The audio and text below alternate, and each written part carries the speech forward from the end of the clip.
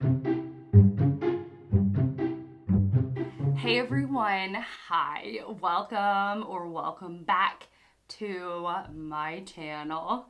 It's the morning and I thought I would start another reading vlog. I actually really enjoyed making the last vlog, and which was about Isabel Wilkerson's Cast and James by Percival Everett. Two excellent books, and if you want to know more detailed yet unspoiled thoughts, I will leave that video linked down below. So I really enjoyed making the vlog, and mostly I enjoyed connecting with you all in terms of, like, you know, saying hey. Like, I enjoyed connecting because I showed you bits about my life. And we are in between. We've just finished Teacher Appreciation Week.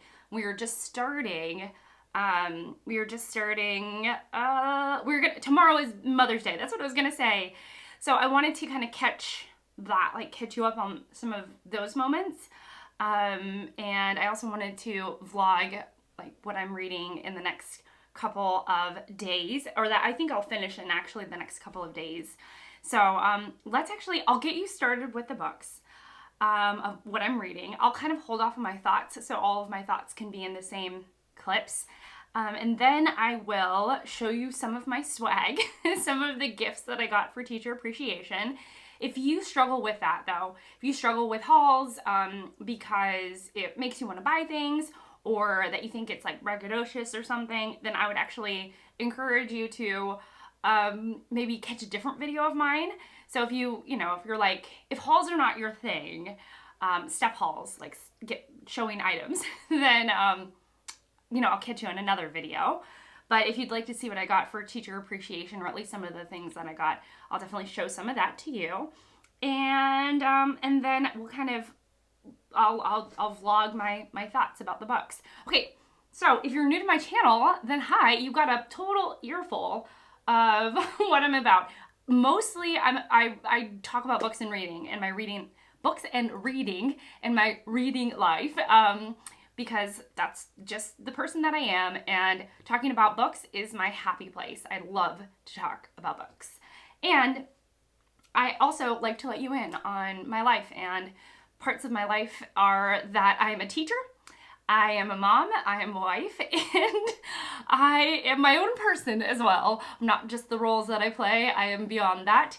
And so if you're interested in that kind of content, I would encourage you to subscribe, stick around, and actually I'm going to show you swag, talk books to swag while I'm getting ready this morning. But anyways, if you like this kind of content, I would encourage you to subscribe, stick around. Without any further rambling on, let's go ahead and get into the meat of this video. All right, as I said, I have to set an agenda because I'm not super great at reading vlogs yet, to be honest with you. But I'm determined to work it out. I'm determined to get better at it. So, and I didn't bring a big mirror, so I'm using this little mirror. Okay, so the books that I'm reading, that you probably saw it in the thumbnail, so it's fine. But I am currently reading, and for this vlog, I will be reading The Hunter, I think. The Hunter, oh my gosh, I almost dipped that in eyeshadow. That would have been terrible. I almost dipped my sponge in eyeshadow, and then I would have put eyeshadow all over my face instead of foundation. So, I'm reading The Hunter by Tana French. This is my 4th Tana French book. Oh my gracious me. It is the follow-up to The Searcher. You can see why I pause when I say the name, because The Searcher, The Hunter, it's pretty easy to get them discombobulated or, topsy-turvy. And in this series, she is following one character. In her other series, the Dublin Murder Squad series, I've read 2 of those books. And in each book, from what I know of, you are following a different squad member, getting their life, their background, a new case has hit the deck, and you're following this group, right? Like, you're following these people, and it's loosely connected from what I know, and from what I know, the books read as almost standalone, which makes sense because in every book you have a different protagonist You're following a different squad member with their own sets of issues and problems and so on. In this series, the Cal Hooper series, you're following Cal Hooper, who is a retired Chicago cop who's in his like 40s, I would say, early retirement kind of deal. And he is like gave up his life in Chicago, wanted a small town, and bought some land in this teeny tiny little Irish town. And it's like it's like this town, it's like a small town that is more than what it seems and has little dirty, secrets underneath. That's the vibe of this series. And so this is, I'm reading the second book, and I won't really quite get into my thoughts about the second book until my first check-in with it. You probably don't need all these details. I'm just trying to keep my mind straight, y'all. Again, I don't feel like I'm super great with vlogs, but I, again, am willing to stumble through to get better. So there's that. The second book I am going to be reading, and I'll actually show it to you briefly, and then I'll maybe put a picture up, is The Royal Governess. This is by Wendy Holden. This is her part of her Royal Outsiders series. And I was intrigued by the series initially because Steve Donahue said it was great. Steve Donahue is a book critic and a YouTuber, and he's wonderful. And he has these end of the year lists in which he talks about the best of many categories of books that he reads, because the man reads over 1,000 books a year, and he is very interested in the new release market. And so the end of the year list, he's like top 10 in historical fiction, top 10 mysteries, top 10 romance, top 10 general nonfiction, top 10 nature fiction. And so I tend to peruse those lists for recommendations because he makes excellent recommendations. And so The Royal Governess was part of his top 10 books that he recommended back in the year that it was published. And so I have been interested in the British royal family. More on my, I don't actually know when this is going to go up, but I've been interested in the British royal family, and I'm going to hopefully make a video about it, or maybe it's already up. And if it is, I will leave the video link down below. And the plot sounded intriguing. The blurb on the front, where it's like telling you a little bit about it. It says she came from nothing and raised a queen. And so it is the governess for Queen Elizabeth II. And it's showing kind of like pre-World War II bleeding into, now I'm giving you a review of the book, but time frame wise, pre-World War II bleeding into World War II in England, and from somebody who's not a part of the royal family, but gets all the inside scoop because she is the governess of the princess. So I will leave. I'm gonna actually not talk. It's so hard not to talk about a book. But anyways, the point is that I started this weeks ago. And what happens is that when I read a book on my own, not as a buddy read, at times, it can kind of fade in and out of my reading life. So it's like I'll put it down for a couple of days and then I'll pick it up. But I tend to prioritize like reading buddies if I'm reading a book with somebody or for a book club. Not that I have like overcommitted myself or anything like that, but I just tend to prioritize when I'm reading with somebody. And so the books that I'm reading on my own will sometimes kind of slip in the background for a few days or even a week, and then it will like spring back into like my reading rotation, and I'll pick it up quite a bit more.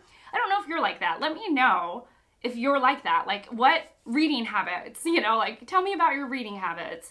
I just noticed that one crop up. And yeah, so I have been kind of reading, and I've been in and out of The Royal Governess for weeks, but I've been enjoying it along the way. And I'm going to stop reviewing the book. Okay, those are the two books that we're covering today. Now on to some swag while I'm going to put lip gloss on, put some blush on, put some brows on so I'm looking alive, and then I'll get into some swag. Other than book content, I love me some beauty content. I have like a handful of reviewers and content creators in the beauty sphere that I follow regularly, and I do not miss their videos. One of whom is Kackie from Kackie Reviews Beauty. I love her channel. Love her energy. I love her channel. I love her frenetic, sort of scatteredness about her, but it all feels so, it feels so human and so real. And one of the things that she does is that she loves a blush look. And so sometimes when I'm putting on blush, I feel like I'm wearing a lot of it. And then I remind myself of Kackie, who will often, like, she adjusts the tone of her blush to, like, the other colors that she's wearing. She's very smart in that way. She knows, like, color theory and color stuff. I'm not nearly like that. I don't have that talent.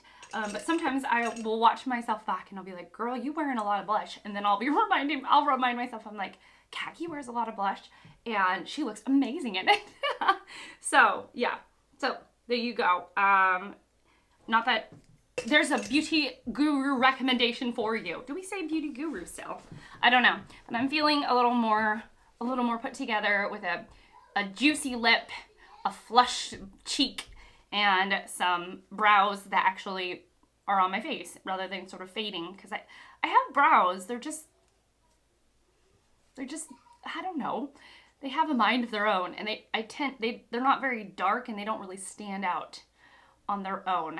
So I like a little filled in brow. Okay, I'm gonna stop talking makeup. Okay, we're stopping makeup. Okay, one of the gifts, this had a gift card in it and chocolate in it as well, but so it's not in its original form or anything. Actually, none of this is. I've been using the things that people give me.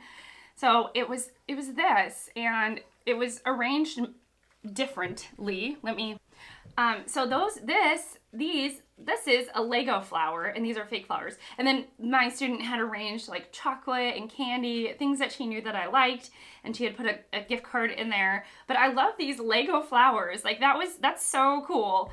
And it's just so sweet. Since we're on the plant train, I'll also show you this. This is a little, wait, what am I doing? This? Oh yeah, so this little flower, I don't know, if you know plants, let me know what it is. Isn't that just so pretty? Is that not just gorgeous?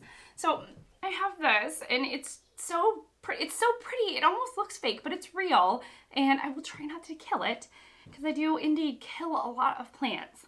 I also, let me see, what else? Oh, I'll show you this. I have, if you can read, you can cook. It's a cookbook that you would almost see like at a fundraising sale, a church, like almost, it reminds me of like when a church puts together a cookbook and they sell them to, or they give them as gifts to their church members or something like that. That's what this reminds me of. But it was written by one of my students' grandmothers. So is that not just precious? And I was looking through some recipes, and I'm going to definitely try some. But is that not just amazing? This could be a video all unto itself, but I'm determined. I'm determined to keep it as a reading vlog.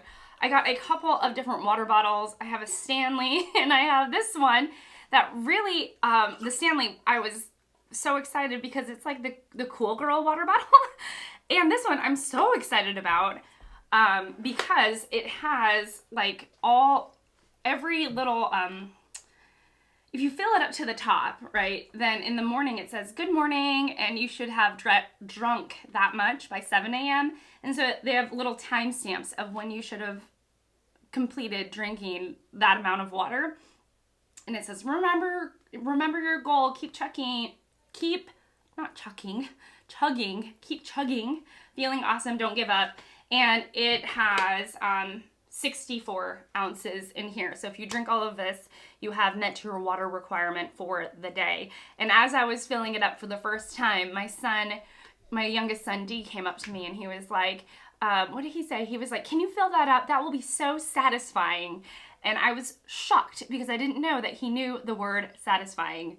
Of course, among other things, we have just beautiful, beautiful cards. Look at these, look at this. I mean, just a beautiful array of cards here. Thanks and thank you.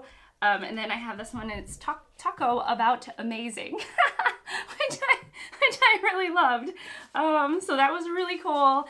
Ooh, I'll show you this real quick. Someone got me a gardening kit. So this is a kneeling board so you don't get your knees all dirty. Plants, another drinking vessel, a plant hanger, and oh, there's even dirt on the bottom. Can you believe that? Somebody even gifted me with a gardening kit with dirt and everything. These little planters. So that was so kind. Oh, and I think it's, oh yeah, S, because, you know, Swearingen. And I think, what else? I'm not even showing you everything because I have been so stinking spoiled. Oh, someone had made me earrings. I think I showed that in a different vlog. Oh, I have freeze-dried strawberries. And believe it or not, the water bottle that had the little things on it, the drink markers on it, they also got me this tote bag, and there's a towel and sunscreen right here, and then skin soothing aloe in case we get burned. So I thought that was, is that not just the sweetest? So that, and then of course just this is just things I can show you. I was also gifted just gift cards and thoughtful things for various reasons. I gave out, I felt so appreciated, and it was totally not expected. I've been working in education for a long time at least according to me, and gosh, I'm not gonna cry. And as Teacher Appreciation Week has come and gone for many of my workplaces, sometimes it just breezes by, and it just goes by in a flash, and I don't feel very appreciated. But here, like, my school honored the teachers in so many ways, often feeding us with delicious, amazing food. And then the students, like, and their parents rallied together and just made me feel incredibly special. Oh, and I got food, like so many cookies and chocolate and Skittles, and I have plants that are in my school, like in my classroom that someone gave me. I mean, just an enormous amount of things, and my heart, and then also just notes and text messages and people thanking me, which just, like, I was burst open in a lot of ways with gratitude and thankfulness for how much they show their gratitude towards me. And I really should show my gratitude towards them, because they have just, my workplace and my students have just made my life so rich and so full. Okay, I'm not gonna cry. So yeah, okay, I'm done with this check-in. I'll tell you more about thoughts on books later on. But yeah, so I'll see you in a bit. Hi, you all. So this is my first check-in for The Royal Governess, and by Wendy Holden. Okay, so I've actually been reading this for ages, and I'm really glad that I have the opportunity to sit down and talk with you now. So I'm actually really close to the end of the novel, and a lot of things have struck me about it, especially taking it at a very slow pace. So one of which is that the main character, Marian, I think I might have mentioned in the previous clip, she comes from nothing. And the character, part of the traits of this character is that she's got a heart for what they called the slums. She never really aspired to teach royalty. Actually, what she wanted to do was to not be a teacher of the upper class or the prestigious. She kind of found herself there, at least in this telling of it, right? I'm gonna stop saying that because we all know it's historical fiction. But part of the character, not only does she have a heart for those who are not wealthy or don't have access to education, one of the pieces of her character is about is like very feminist. And so she finds herself in this job where she is raising princesses. And so she comes to this position with a very feminist, forward, educationally minded, sort of servant-minded or service-minded perspective. And she kind of has to learn that all of royalty is not just like vapidness. So Marian herself has her own prejudices that she has to like work through. You see her kind of struggle with like having to let dreams go, but also one of the cool things is that she's instilling in this princess who will be Queen Elizabeth II, she's instilling in her like, she's exposing her to a world that she would otherwise not have been exposed to. So she's very like, she puts together these little goals and these little projects to have the princesses, or really the young ladies at the time, ride trains, pay for their own ticket, interact with the real world in a very like normal way. And in that way, it's really delightful because you see the way that compromises with the values of the family. I gotta shut this door. And you see the way that the family reacts to the whole, like, you see the way the family embraces but also like keeps Marian at arm's length. All right, so World War II is happening during in this book. It's a part of the book. You kind of see it from way back at the beginning, and as you read through, World War II becomes more prominent and the figure of Hitler becomes more prominent. And I could definitely give you like the role England played in World War II and what it was like for their country, and having to ration things. And like I've read what I feel like has been enough to get a full picture of England's relationship to World War II at large.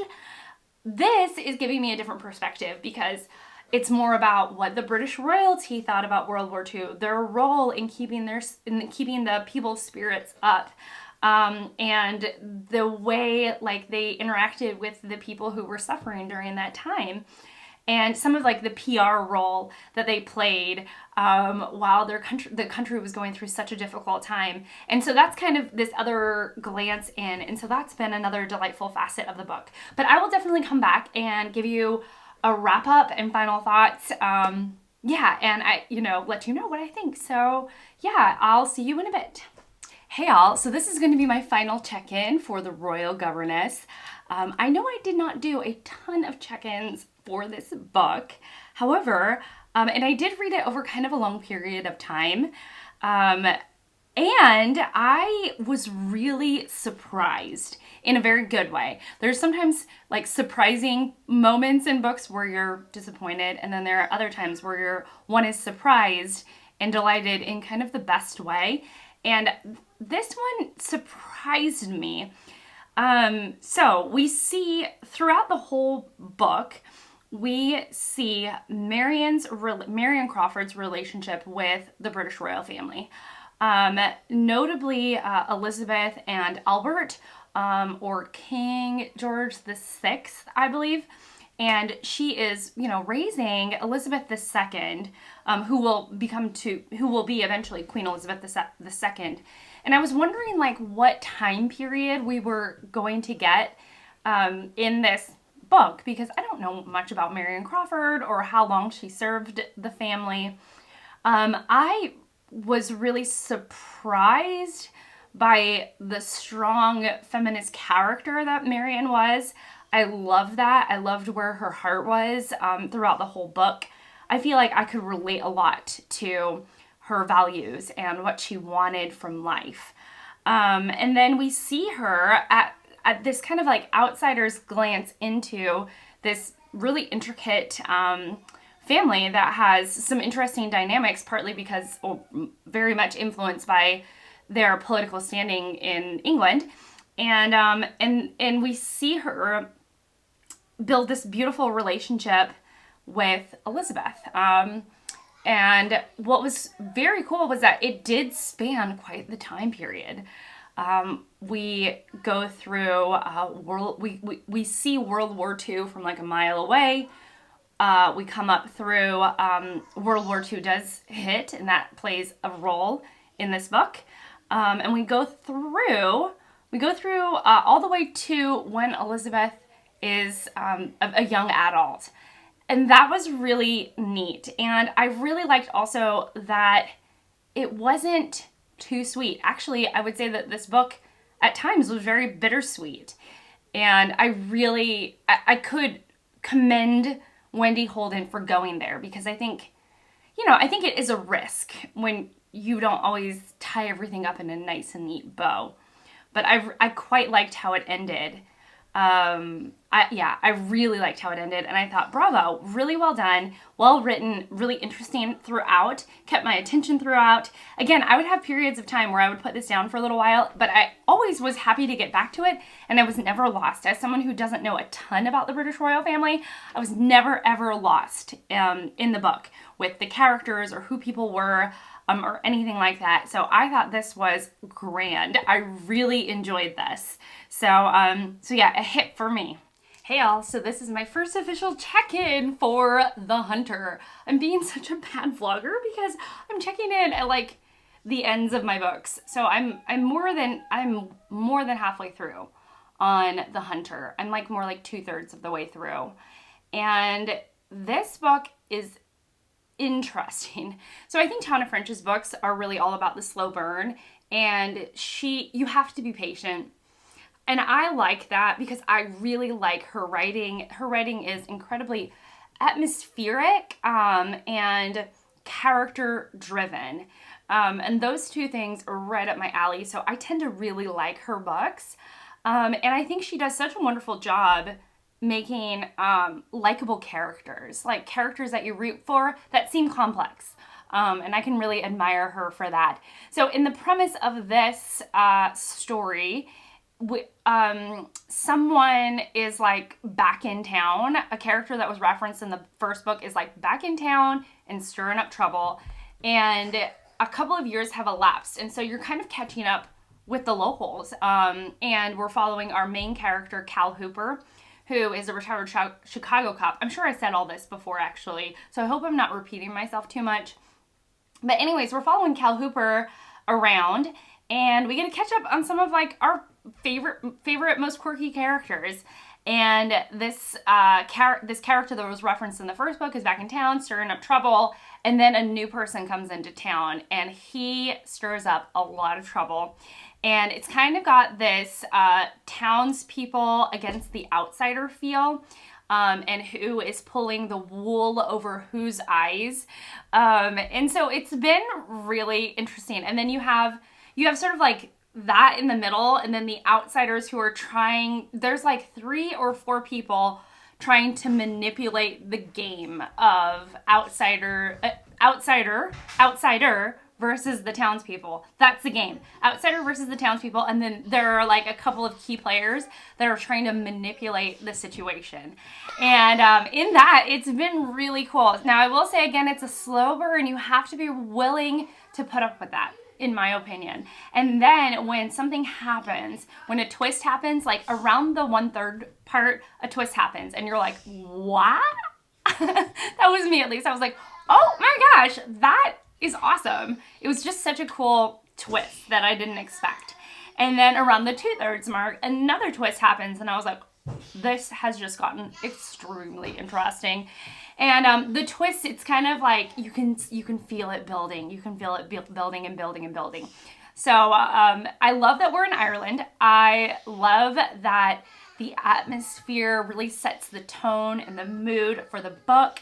And I love the characters. Oh, and one thing that I noticed is that Tana French is very kind to her pets. And I can appreciate that. One thing that I didn't like about Larry McMurtry's Lonesome Dove, which I will show you. One thing I didn't love about Larry McMurtry's Lonesome Dove was that he would make you love a character, an animal character, and then just be done with them. I did not like that. I mean, the book is really good, and he's great character building. But anyways, in terms of Tana French, is so, like, I care about the dogs so much. Like, she makes me care about the dogs in the book. And they also play, like, an integral part to the story. Like, they show up a lot. They like, are little reprieves of sometimes the ominousness that's going on. And it's just a great mystery so far. So I'm enjoying it. It's just, it's different. It's different than I think some of your typical murder mysteries because there's a lot of patience involved. Okay, that's it. I'll check in when I'm done because I'm pretty close to the end. So I finished The Hunter yesterday, and it was a little bit different than I thought it was going to be in terms of pacing. It was a little more of a slow burn throughout. There wasn't really a big climactic, in my opinion, there wasn't like a huge climactic moment, even though I thought there was some really great twists and turns throughout. I would say that of all the Tana French novels I've read, it's probably my least favorite. And this is my 4th Tana French mystery that I've read. It just it wasn't my most favorite, although I would say that in terms of character work, I like the Cal Hooper series versus the Dublin Murder Squad series. In terms of like character and what I get out of it for character and enjoying the way that she's building characters. So I don't know, take that for what you will, but I do think that so far the first 2 books in the Dublin Murder Squad series is better than the Cal Hooper series. So there's that. I also really enjoyed throughout that the weather mimicked the plot. So literally the setting, the weather is heating up as the plot is getting more exciting and things are unfolding. So I really enjoyed that aspect of the book. And I don't know, overall it was a successful, enjoyable read. And I'm going to close out this vlog here. So I'm going to kind of do final thoughts on both books. So I will say, I think I kind of did the final thoughts on the Cal Hooper. It's the 2nd book in a series. You must read the first book first. Of course, if you're somebody who reads books out of order, you do you, if that's your thing. But if you're somebody who's like, what should I do? Do I have to read the first book first? Yes, you do. In this series. And as Tana French, I just feel like she is a flavor that I like. She's somebody that I just really enjoy her atmospheric writing. And in this particular series, the Cal Hooper series, the characters are awesome. I really am drawn to her characters. Whereas from what I remember, it's more about the intricate plotting and everything bubbling underneath the surface in terms of the Dublin Murder Squad series. The Dublin Murder Squad series is more about the intricate plotting, the sort of not messaging. It's not messaging. It's just like the layers, I would say, of all that's happening. And so I feel like the Cal Hooper series is almost Tana French's promise to herself that she is going to develop some really interesting and really lovable and complex characters, and they're going to have complex relationships among one another. So, and then the other book that was for this vlog was The Royal Governess by Wendy Holden. I really enjoyed this book. It did take me a little while to get through, but I think that was more of a me thing than the book thing. I think that if you are somebody, I'm reading a Sarah Waters book now. It's not quite Sarah Watersy, but there is, I don't know, it's kind of reminding me of The Paying Guest by Sarah Waters, only because not for Sarah Waters is doing, why am I saying? The Paying Guest is set in the 40s, and this is set in the 40s, 1940s in England. And so in that, they mimic one another. And so I think this book is reminding me of The Paying Guests, or The Paying Guest is reminding me of this book, The Royal Governess, because of the setting. But I thought it was a really entertaining and non-intimidating introduction, like soft introduction to the British royal family. So if you're like, I want to be one of those people who knows a bit more about the British royal family and I don't know anything, this is a very non-intimidating, incredibly enjoyable read. Also in the paying guests, there's like a feminist thread throughout. At least so far, I'm halfway through the book. And in this book as well, The Royal Governess, there's a feminist thread throughout. So maybe that is sort of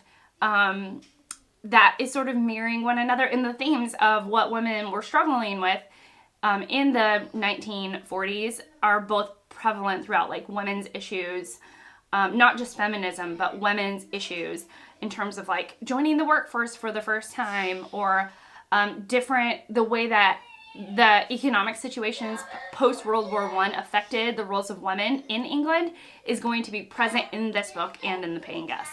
And now I'm talking about The Paying Guest and not about this book. But I just really enjoyed it. I thought it was a solid, super interesting.